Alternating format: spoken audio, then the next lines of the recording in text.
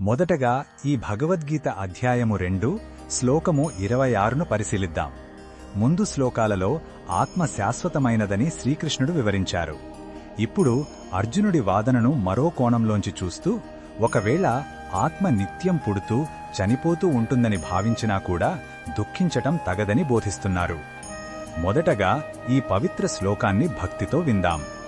అథ చైనం నిత్యజాతం నిత్యం వామన్యసే మృతం తథాపి త్వం మహాబాహో నైవం శోచితుమర్హసి. ఈ శ్లోకం అర్థమేమిటంటే, ఓ గొప్ప బాహువులు గల అర్జున, ఒకవేళ ఈ ఆత్మ నిత్యం పుడుతూ నిత్యం మరణిస్తుందని నీవు భావించినా సరే, అప్పుడు కూడా నీవు ఇలా శోకించటం తగదు. ఇక్కడ శ్రీకృష్ణుడు ఒక భౌతికవాద దృక్కోణాన్ని కూడా పరిగణనలోకి తీసుకుని మాట్లాడుతున్నారు. ఆత్మ శాశ్వతమని నువ్వు నమ్మకపోయినా, పుట్టుక చావు అనేవి సహజ ప్రక్రియ అనుకున్నా, తప్పనిసరిగా జరిగేదానికోసం దుఃఖించటం అవివేకమని స్పష్టం చేస్తున్నారు. ఈ శ్లోకంలో ఉన్న భావం మనకు ఏమి చెబుతుందంటే, నిజమైన జ్ఞానం అన్ని వాదనలకు అతీతంగా మన కర్తవ్యం వైపు నడిపిస్తుంది. శ్రీకృష్ణుడిక్కడ ఒక గొప్ప గురువుగా, స్నేహితుడిగా అర్జునుడి సందేహాలను అన్ని కోణాల నుండి తొలగించటానికి ప్రయత్నిస్తున్నాడు.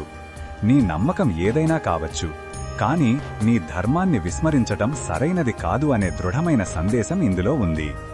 ఈ బోధనను మన దైనందిన జీవితంలో ఎలా ఉపయోగించుకోవచ్చంటే, మన జీవితంలో ఎదురయ్యే నష్టాలు, మార్పుల పట్ల మన దృక్పథాన్ని మార్చుకోవచ్చు. ఉద్యోగం కోల్పోవటం, సంబంధాలు ముగిసిపోవటం వంటివి జీవితంలో ఒక భాగం. వాటి గురించి నిరంతరం బాధపడటం వల్ల మన శక్తి వృధా అవుతుంది. వాటిని ఒక సహజ పరిణామంగా స్వీకరించి మన కర్తవ్యంపై దృష్టి పెట్టాలి. జరిగిన దాని గురించి చింతించకుండా జరగాల్సిన దానికోసం పనిచేయాలి. మరిన్ని భగవద్గీత శ్లోకాల అర్థాన్ని తెలుసుకోవాలంటే మా తదుపరి వీడియోలను తప్పకుండా చూడండి.